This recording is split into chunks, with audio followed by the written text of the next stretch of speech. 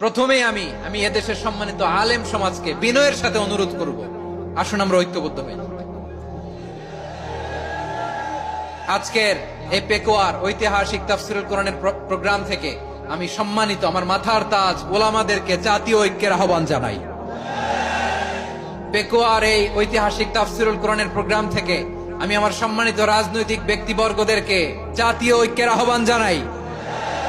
অনেক হয়েছে আর না। আধিপত্যবাদকে রুখে দিতে হলে, বাংলাদেশের বিরুদ্ধে যে কোনো ধরনের ষড়যন্ত্রকে রুখে দিতে হলে জাতীয় ঐক্যের কোনো বিকল্প নাই। চিল্লায় বলো ঠিক কিনা?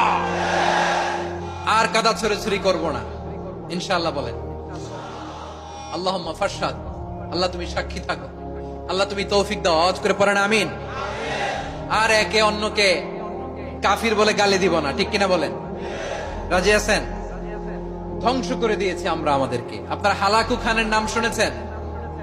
মঙ্গল অধিপতি হালাকু খান বাগদাদের আমাদের বিশাল দারুল হিকমা